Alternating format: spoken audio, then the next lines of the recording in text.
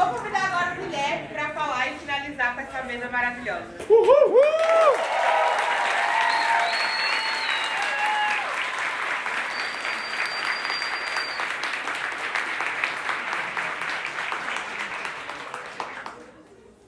Vocês me escutam bem? Sim! Beleza, vamos lá para as práticas de ator aqui. Colocar o diafragma no lugar. E vou tentar costurar alguns pontos que foram colocados nessas duas falas.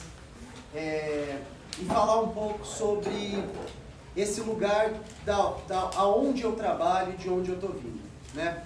Eu sou professor de língua e de literatura e de estudos de cultura. Eu sou um artista e um comunicador que tem um compromisso com a sua classe. Qualquer pessoa, agora, que se preocupe em comunicar, deveria estar dedicando todas as suas forças para comunicar um enfrentamento àqueles que nos matam. Um enfrentamento.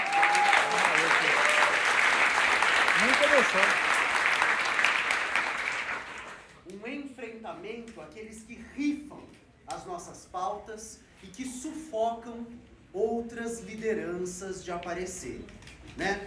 Os nossos ídolos ainda são os mesmos, as aparências não enganam, não. Tem um teórico que a gente estuda bastante nos estudos de cultura, que é o Frederick Jameson. E ele fala o seguinte, ele tem uma frase muito famosa, que a cultura, ela é o cimento entre a história e a consciência de classe. Quando você quiser entender um momento, um povo, uma luta, você olha para a cultura daquele povo. E aí eu vou tentar aqui, de forma breve, falar um pouco sobre isso. Você olha para a cultura desse povo. Aqui no Brasil, a gente acabou de passar por uma série de escândalos, de cantores multimilionários, financiados pelo agro, que estavam, através do dinheiro público, delapidando, sugando, drenando os recursos de prefeitura, de estado. Quando a gente olha para a cultura, a gente está vendo um cimento entre o momento histórico e a consciência das nossas classes. É importante entender quais setores vão sendo cooptados pelas políticas de morte.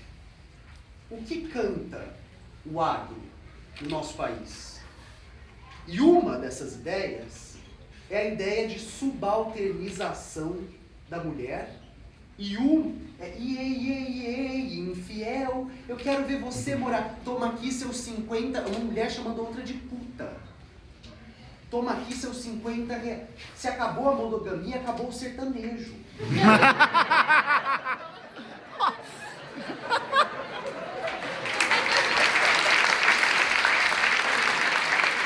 Caralho, bom demais. Bom demais. E é importante que a gente tenha isso em mente, porque aqui está uma das mais importantes disputas que a gente pode fazer. Tem um socialista histórico muito importante para a Grã-Bretanha, para a Inglaterra, que é o Raymond Williams. Numa passagem de um artigo dele, que eu sempre dou em aula, quem já foi meu aluno talvez conheça, ele diz que os nossos recursos mais imediatos na luta são o sentimento e a imaginação. Não no seu sentido fraco. O lado sentimental das coisas. Vai pra merda com isso. Imaginar um outro futuro. Caralho. Não é isso. Mas é a nossa capacidade de aprender e comunicar que existe uma saída. Que não é isso. Que tem outro jeito. E que é a gente que produz tudo. E o dia que a gente decidir não produzir, acabou para eles. O dia que a gente fizer, nós somos a maioria absoluta da população. O dia que a gente toma a rua, a gente põe a burguesia nas cordas.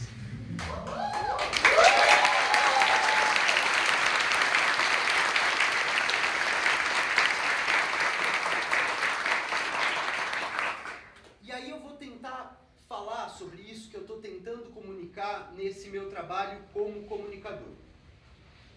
Comunicador e agitador da nossa galera da esquerda. Que é a seguinte ideia.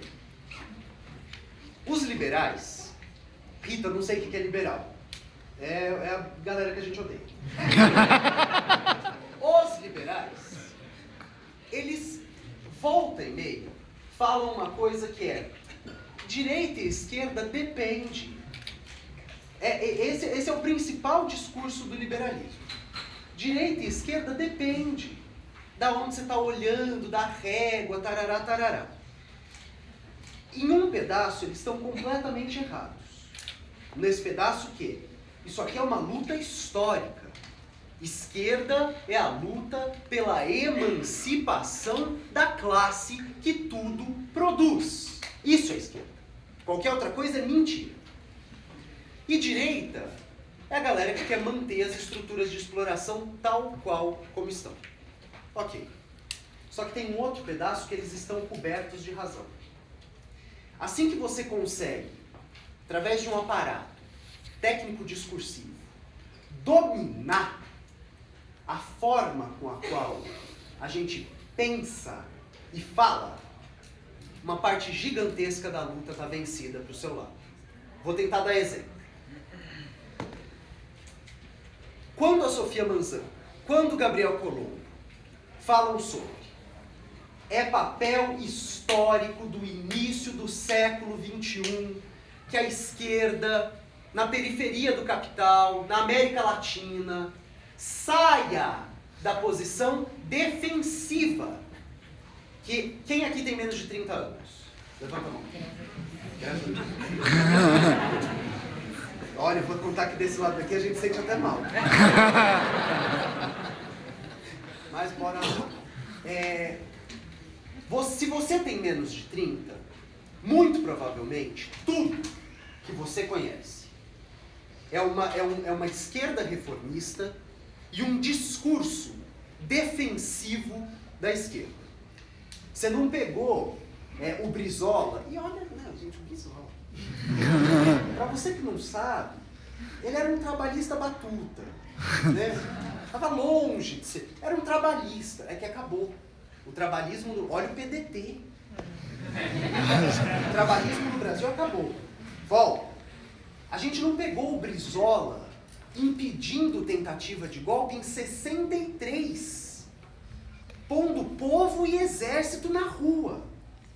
Como que você para intento golpista? Não é deixando de ir pra rua no 7 de setembro e no 10. É mostrando que a gente está organizado e é a maioria no 7 de setembro. Aí.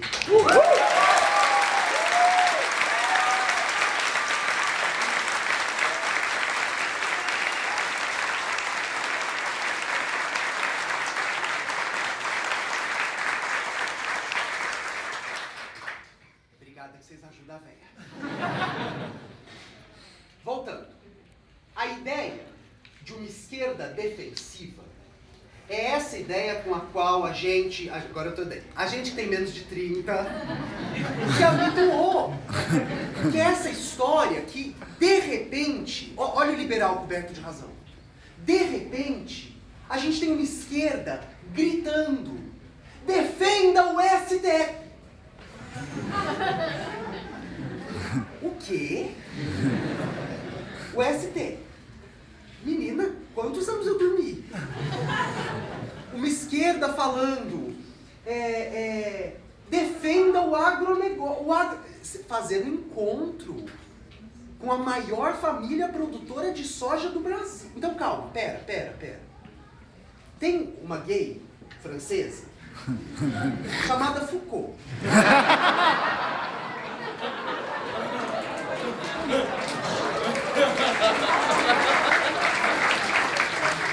O pessoal gosta. Não, eu uso. Com parcimônia. E o Foucault, ele faz uma brincadeira quando ele está falando sobre a microfísica do poder. Onde existe poder, o poder se exerce.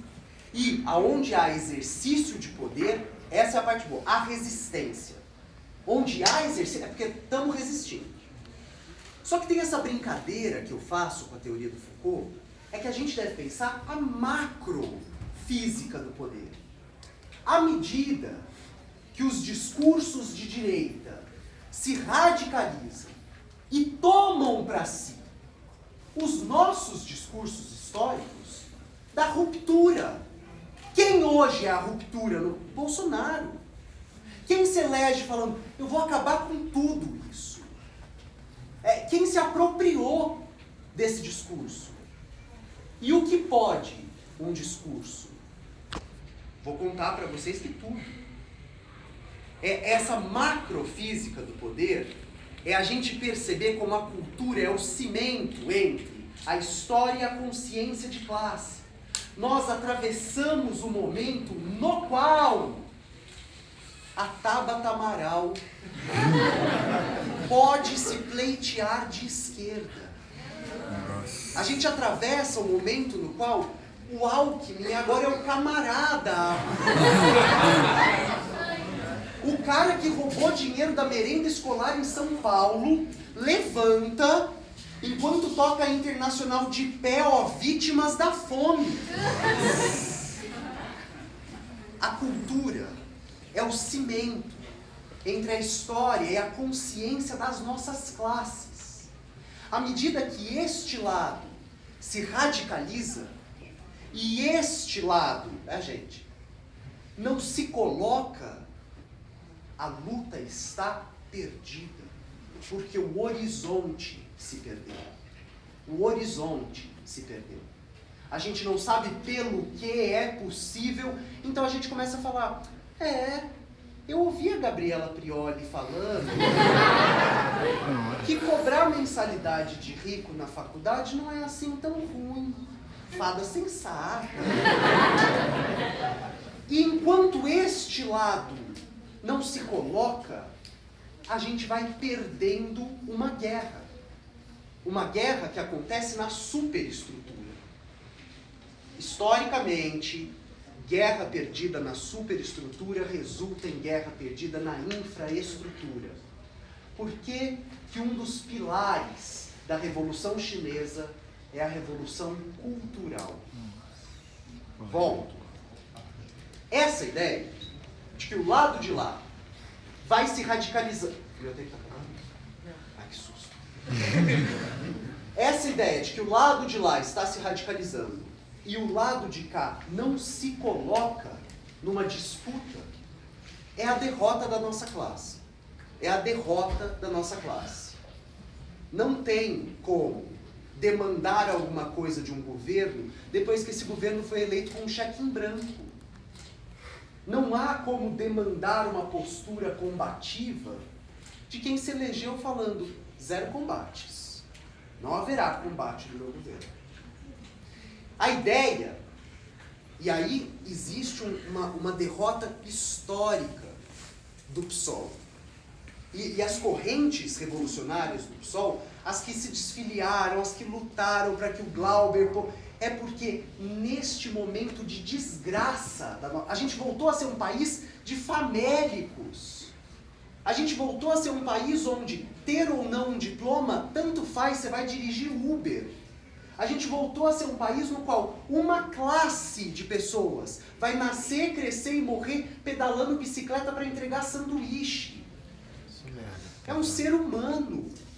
Ele podia estar descobrindo cura de doença, ele podia estar cuidando de gente, ele podia estar projetando, ele podia estar dando aula. O que é Gente, cultura. Cultura é o cimento entre momento da história e consciência de classe. Pós-doutor. Virou um limbo. Porque não tem mercado. Porque não tem... Você se doutora no Brasil e a faculdade fala para você... É só isso. Não tem mais jeito. Acabou, boa sorte. E aí você vai ficar a ver navios. Seu título de doutor, o que é um título de doutor? Aquele ser humano acabou de dizer alguma coisa que nunca tinha sido dita na história da ciência. E o Canadá está contratando a rodo. E a Suécia pega todo mundo daqui que se formou em TI. E aí a gente tem fuga de cérebro. E a chance de fazer isso daqui um país e não um experimento econômico neoliberal vai sendo dilapidada. A gente vai perdendo as nossas possibilidades de lutar. Então, o que eu estou tentando aqui dizer é que a mudança do discurso, como ela acontece, ela tem um véu de verdade liberal quando eles dizem esquerda e direita vira questão de ponto de vista. Se agora, nesse momento que a gente está fudido, mal pago, faminto, sem possibilidade de se aposentar, o partido de esquerda não apresenta uma candidatura, o partido de esquerda não fala com o povo, é para taxar esses filha da puta, é para tomar a terra deles, é para fazer reforma agrária, e podia ficar com um discurso que nos apresentasse que existe saída e caminho. Mas um dos jeitos de vencer a guerra é drenar do povo a vontade de lutar. Se a gente perde a vontade de lutar, não tem luta para ser feita. E aí eu vou tentar concluir com essa ideia, né? De que eu trabalho nesse campo da arte, da comunicação, sou um professor, e existe essa batalha contínua que a gente faz, de desarticular os afetos tristes e colocar no seu lugar os afetos potentes. Que a gente consiga sair daqui incendiado, que a gente consiga sair daqui sabendo que tá cheio de gente para te apoiar, que se a gente se reuniu aqui, nesse dia, no meio da semana, se deslocou, parou, está começando a perder os primeiros momentos da aula, é porque isso aqui chama solidariedade de classe. E sentimento e imaginação política são os nossos primeiros recursos para fazer luta. Sem eles a gente não faz. Quanto tempo? 1 minuto. Eu ia falar um pouco ainda sobre discurso, mas eu vou encerrar lendo um trecho de um artigo que uma autora, que eu gosto muito, a Toni Morrison, ela é uma mulher preta estadunidense, ela foi a primeira prêmio Nobel de Literatura dos Estados Unidos. Para quem não conhece, a Toni Morrison, ela tem vários momentos icônicos no YouTube, depois você vai lá e assiste. Tem um que ela tá toda de marrom, assim, ela vai tipo numa Hebe Camargo dos Estados Unidos, e aí a repórter, a moça que tá, é branca, a moça que está entrevistando ela, e fala assim, Toni, e ela já é um nome estabelecido da literatura daquele país. Toni, quando você acha que os seus livros vão incorporar de forma significativa a vida de pessoas brancas? E dá o microfone para Toni Morrison. E aí a Toni Morrison faz assim.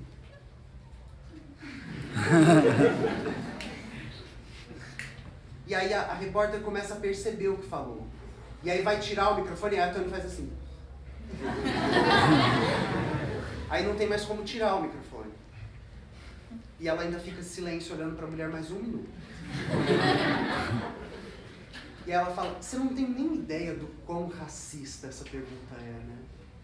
Você nunca perguntaria para um autor branco quando a obra dele vai incorporar de forma significativa a vida e a história de pessoas pretas. Eu escrevo para que você não possa me perguntar coisas assim. Nossa. E aí eu quero ler com vocês, para encerrar. Mentira, eu tenho pino na bacia. Inventei, só para poder ser. Eu quero ler com vocês um trecho de um artigo que ela escreve em 2004, assim que o George Bush tinha se reeleito presidente dos Estados Unidos. Ela diz o seguinte, é Natal. É o dia seguinte, em 2004, às reeleições presidenciais do George W. Bush. Eu estou olhando para fora da janela e eu estou me sentindo extremamente desgraçada. É um sentimento assim como se não houvesse esperança. Aí, um amigo meu, que também é artista, me liga para me desejar um Feliz Natal. E aí ele pergunta, e aí, Tony, como é que você tá? E no lugar do habitual, eu tô bem, e você? Eu cuspo nele a verdade. Olha, eu não tô bem. Não é só o fato de que eu tô deprimida, de que eu não consigo mais trabalhar, de que eu não consigo mais escrever. É como se todo o meu corpo tivesse sido paralisado. Eu não tenho mais capacidade de escrever uma linha no romance que eu acabei de começar. Eu nunca me senti desse jeito. Mas as eleições... E aí, assim que eu vou começar a explicar em detalhes, esse meu amigo me interrompe gritando, não! Não, não, não, não! Essa é precisamente a hora na qual os artistas têm que trabalhar. Não é quando tudo tá bem, mas é nos tempos de desespero. Esse é o nosso trabalho. Eu ainda me lembro do grito daquele meu amigo naquela manhã de Natal. Não! É agora que a gente tem que trabalhar. Os artistas, os intelectuais, os pensadores, os comunicadores, eles servem para muito menos quando está tudo bem. É no tempo do desespero que a gente descobre que não existe lugar para autocomisseração, ficar sentindo pena de si mesmo. Que não existe necessidade para o seu silêncio. Que a gente não tem espaço para o seu medo. A gente fala, a gente escreve, a gente constrói linguagem, a gente ocupa as ruas. É assim que as civilizações se recuperam. Uhul!